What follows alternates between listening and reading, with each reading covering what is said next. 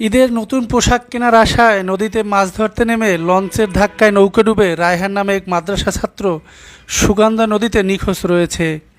কয়েকদিন আগে অসুস্থতার কারণে মাদ্রাসা থেকে ছুটি নিয়ে ওষুধ কেনা ও ঈদের নতুন পোশাক কেনার আশায় বিপ্লব নামের এক প্রতিবেশী জেলের সাথে নৌকায় মাছ ধরতে গিয়ে এ ঘটনার শিকার হন রায়হান।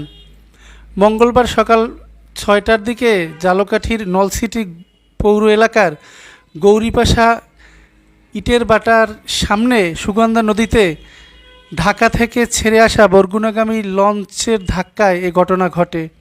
রায়হান ওই এলাকার মোহাম্মদ আলী মল্লিকের মেজো ছেলে।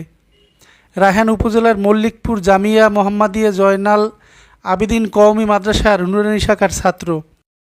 নিখোঁজ শিশুটির বাবা মোহাম্মদ আলী মল্লিক জানান, কৃষি কাজ করেই তার সংসার চলত, কিন্তু কিছুদিন আগে ট্র্যাক্টর মেশিনটি চুরি হওয়ায় অর্থনৈতিক সংকটে পড়েন তিনি।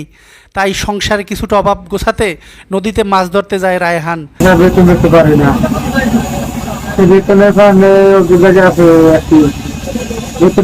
আবার আইয়া হাতে হয়েছে খুঁজলি ভাই খুঁজলি হুজুর আহে না বাড়ি দিয়ে খাও খুঁজলি ভালো লেবার আবার কি করব না তোর আরো 30 মিনিট দেখতে জানিস করবে ঈদের টাকা পয়সা জোগাড় হবে।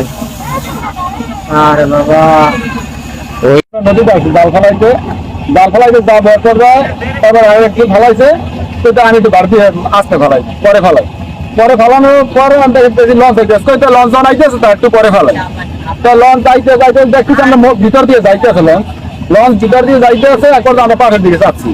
হঠাৎ করে এই বরাবর ঘুরে আসছে লঞ্চ দেখলাম এদিকে আমাদের নদীর নৌকার দিকে ঘুরে দিচ্ছে। লঞ্চ ঘুরে গেছে, আমরা সিগন্যাল দিতে আছি, সিঙ্গেল বাতি জ্বালানো, তারপর লাইট দিয়ে সিঙ্গেল দিতে আসি, তাও শুনতে আসে না। তারপর ওর সার্চ লাইট মারা আছে। তারপর আরে কইছি কি তুই মাথায় যা ভাই, তুই পাশার দিকে যা, আমি মাথায় থাকি। আমি ওই তুলে দিকে ভাইয়া আগাই দিছি। তারপর বলছি যে তুই লাভ দে ভাই, আমি লাভ দিলাম, কিন্তু তারপর যে কি হয়েছে সেটা আমি বলতে পারি না। আমি